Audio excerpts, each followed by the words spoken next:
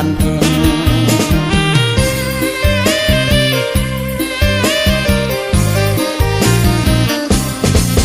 หมู่นางนางน้อยวารีลอยตามนาทีเบ่งลาสีสวยเด่นนำงิ้วไหลลินบ่เว้นนำงิ้วไหลลินบ่เว้นเศร้าคำและเห็นสาวเงาเย็นลองโอ้เสียงหวานนี่ก่อนนี้บอกเคยเห็นเจ้างามอยากย้อนเดี๋ยวนี้ธรรมศาสตร์จอมดอกเดี๋ยวนี้ธรรมศาสตร์จอมดอกเศร้าคำนั่งคอยผู้จ้องมองงามตากา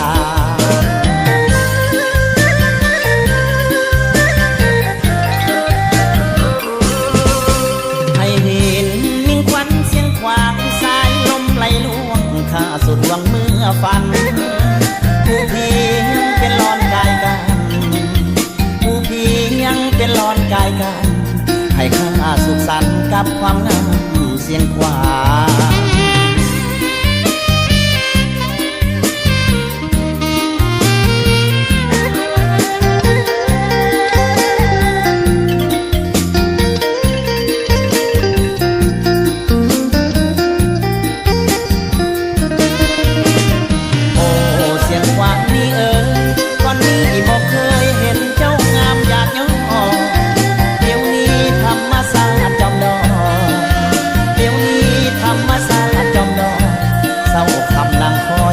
จ้องมองงามตากา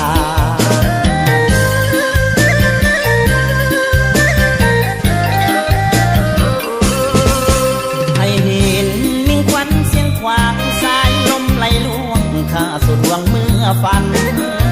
ผู้เพียงเป็นลอนกายกันผู้เพียงเป็นลอนกายกัน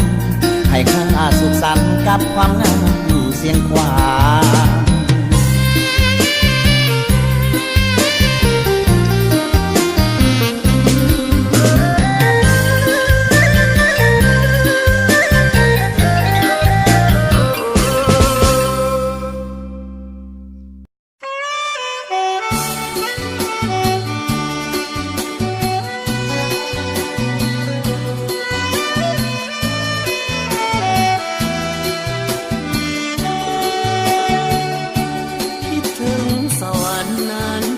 จะขาดอยู่แล้วด้วยฮึกน้องแก้วที่งามโสภาลาวันดังหนึ่งนางฟ้าลงสู่ดินเหมือนว่าพระอินทร์ลงมาปั้นให้อายนอนฝันถึงน้องหัวใจอายนี้แม้นมีทางทอ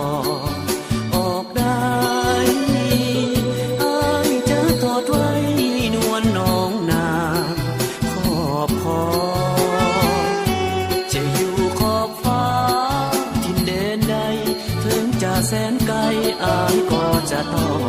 กลับมาหาน้องจากวันสายน้ำของไหลหลังเปรียบไปก็เหมือนดังน้ำใจอายไหลมานานขอให้น้องเจ้าจงสงสารอย่าสวรรค์แห่งนี้ไปไกลเลี้ยงจันทร์สวรรค์นานไกลกันสุดขอบฟ้าแต่อายจะมาคู่เคียงดวงใจต่อให้ดินน้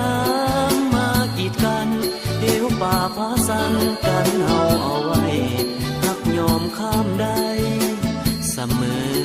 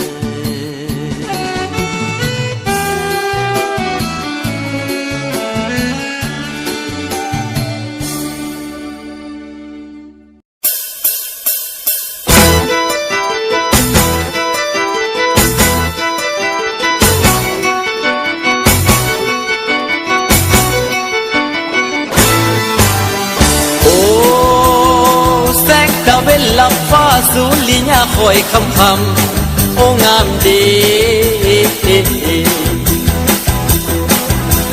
งามธรรมศาสตร์สวยป่าดงห้วยน้ำลำสีตามท้องทุ่งนาบ้านเฮาเพิ่มความสง่า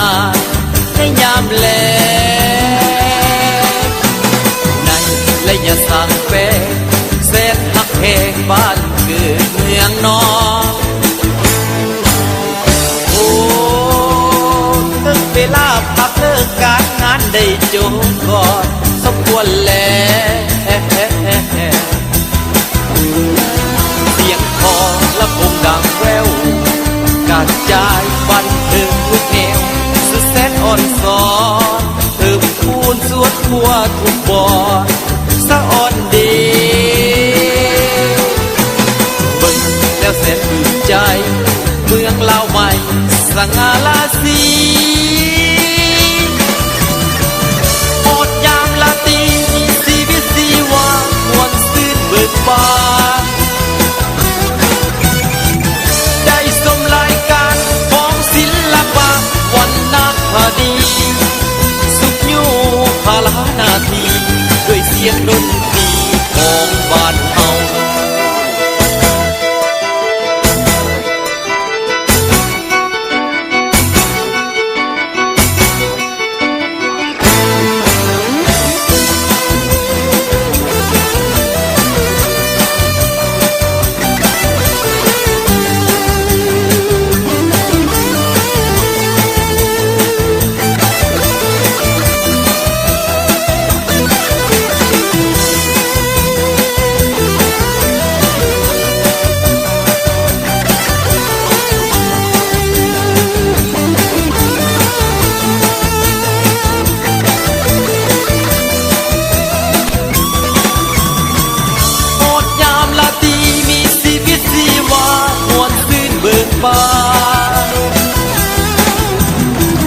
ได้สมรายการของศิลปะวันนาคดี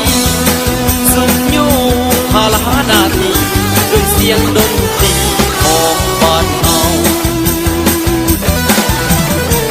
โอดยามลาตีมีชีวิตชีวามวลซื่นเบิกบาน